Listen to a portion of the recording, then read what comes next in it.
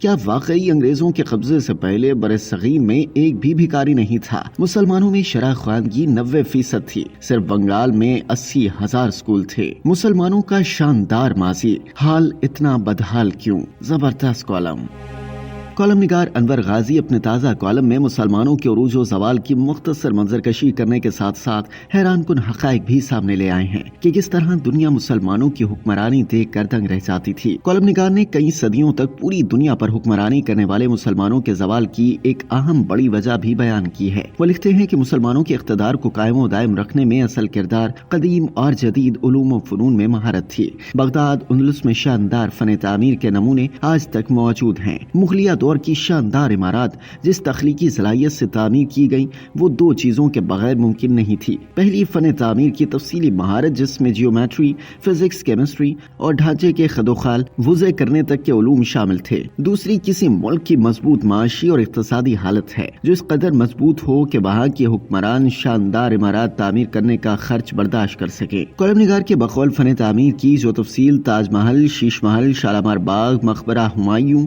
دیوان خاص میں نظر آتی ہے، اس سے لگتا ہے کہ ان کے معمار جیومیٹری کے علم کی انتہاؤں کو پہنچے ہوئے تھے۔ تاج محل کے چاروں مینار صرف آدھا انچ باہر کی جانب جھکائے گئے تاکہ زلزلے کی صورت میں گریں تو گنبد تباہ نہ ہو۔ مستری کی اینٹیں لگانے سے یہ سب ممکن نہیں۔ پورا تاج محل 90 فٹ گہری بنیادوں پر کھڑا ہے۔ اس کے نیچے 30 فٹ ریت ڈالی گئی۔ اگر زلزلہ آئے تو پوری عمارت ریت میں گھوم سی جائے اور محفوظ رہے۔ ٹائل موزیک ایک فن ہے جس میں چھوٹی چھوٹی رنگین ٹائلوں سے دیوار پر تصویریں بنائی جاتی، دیوار کو منقش کیا جاتا ہے۔ یہ فن لاہور کی شاہی قلعے کی 1 کلومیٹر لمبی منقش دیوار اور مسجد وزیر خان میں نظر آتا ہے۔ ان میں جو رنگ استعمال ہوئے انہیں بنانے کے لیے موجودہ دور میں پڑھائی جانے والی کیمسٹری کا وسیع علم ہونا ضروری ہے۔ مغلیہ فن تعمیر کا مکمل علم حاصل کرنے کی کوشش کی جائے اور موجودہ دور کے سائنسی پیمانوں پر ایک نصاب کی صورت تشکیل دیا جائے تو صرف اس فن تعمیر کو مکمل طور پر سیکھنے کے لیے ایک طویل عرصہ درکار ہوگا۔ لیکن پھر ایسا ہوا کہ مسلمان بیک جنبش قلم جاہل اور گوار کر جانے گئے۔ برصغیر میں یہ ظلم لارڈ میکالے نے کیا۔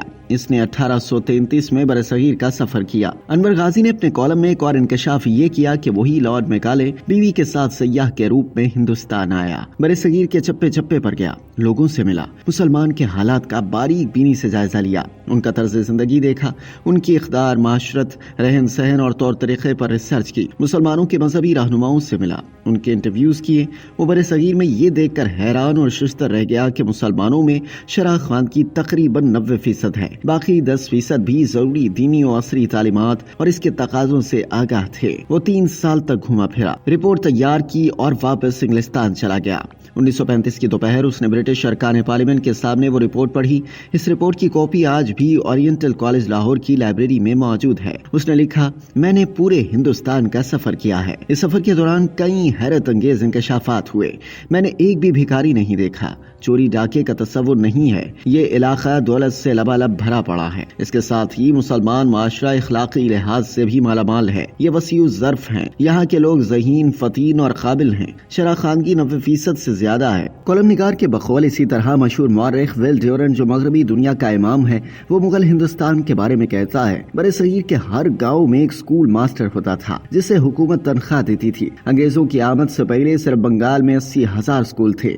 ان اسکولوں میں 5 مضامین پڑھائے جاتے تھے: گرامر، آرٹس اینڈ کرافٹس، طب، فلسفہ، منطق۔ مغلوں کے زمانے میں صرف مدارس کے علاقے میں 1,25,000 ایسے ادارے تھے جہاں طبی علم پڑھایا اور طبی سہولتیں میسر تھی۔ 1911 میں ایک رپورٹ مرتب کی گئی جو آج بھی لاہور کے انارکلی مقبرے میں موجود ہے۔ اس میں بتایا گیا کہ برصغیر کے ہر ضلع میں شرح خواندگی 80% سے زیادہ تھی، لیکن جب انگریز یہ ملک چھوڑ کر گیا تو یہی شرح 10% تھی۔ بنگال 1757 میں فتح کیا گیا۔ کالم نگار نے دعویٰ کرتے ہوئے آگے لکھا کہ اگلے 34 برسوں میں مسلمانوں کے سبھی اسکول اور کالج کھنڈر بنا دیے گئے۔ پھر اس ملک کو تباہ کرنے کے لیے لارڈ کارنوالیس نے 1781 میں پہلا مدرسہ کھولا۔ اس سے پہلے دینی اور دنیاوی مدرسے کی کوئی تقسیم نہ تھی۔ ایک ہی مدرسے میں قرآن بھی پڑھایا جاتا تھا، سائنس اور فلسفہ بھی۔ حاصل یہ، جب تک مسلم دنیا علوم و فنون میں آگے تھی تب تک وہ دنیا کی قیادت کر رہی تھی، ہر میدان میں کامیابی حاصل کر رہی تھی۔ لیکن جب یہ عیش و عشرت اور تعیشات میں مبتلا ہو گئے، علوم و فنون کی سرپرستی چھوڑ دی تو آہستہ آہستہ پیچھے ہو گئے۔